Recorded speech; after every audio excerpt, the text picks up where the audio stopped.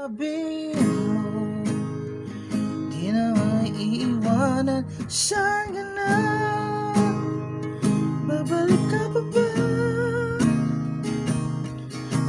Yo, shoutout guys! Yung pinangako ko na another tutorial with K-pop version ng kanta ni Mama Moira, San Ka Na. So, with K-pop version to, na-upload na natin bago ito yung no K-pop version. Mahirap yun, mahirap. Pero ito medyo, madali lang to, madali. Kasi with K-pop, sa second chord, madali lang. At ulit sa managanap ulit ng manipis string, check lang siya piling so bago ganda pa-practice guys, manipis. So, mas maiging tusos yung bilhin para may backup kaya agad, no? At bilhin yung Easy 900.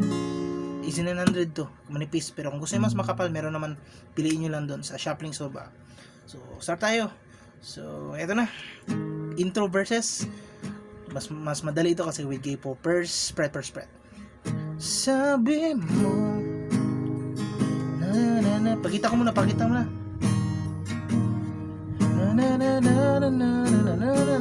So, G. Then, D over F sharp. So, ganito lang yan. So, mula dito, yan na. So, yan lang, no? At remove itong pinakababa. So, pause nyo lang, no? Pause nyo lang sa mga beginner. Sabi mo, na. And then, A minor 7, na. So, A minor lang yan. Remove lang itong ito isang string, third string. Then, C at D. So, twice, na.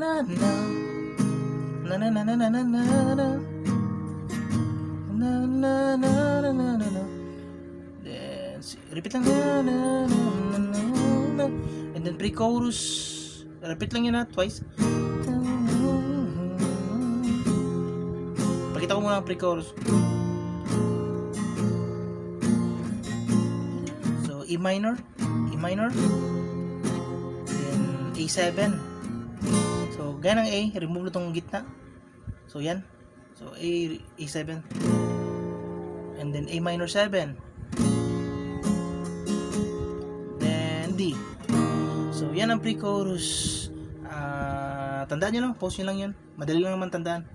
At ang strumming pala, bago tayo pumunta sa chorus, ang strumming ay down. Okay? Down. Tingnan natin ang strumming sa mga kasama ng chords. So, play natin ulit. Pre-chorus. Down.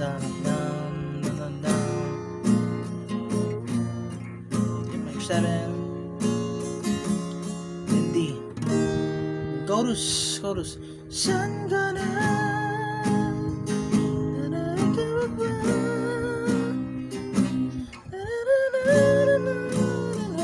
Kita ko muna. So, G. This time ay B minor na. So, okay na. Ito, dito B minor. And then A minor 7. Then C at D. Okay, twice yan. Down, up, down. Then, ang third line. A minor. Third line. Then D. Okay, so play natin. Ulit 3 lines yan, 3 lines.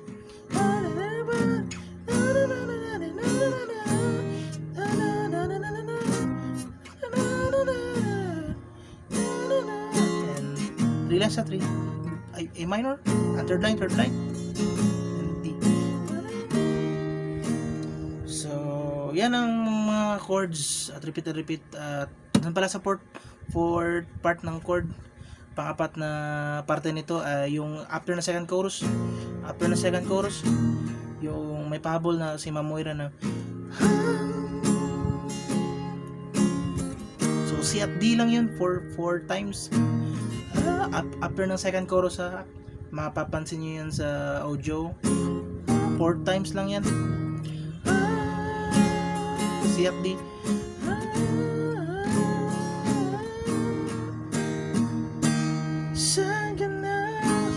Teka, chorus.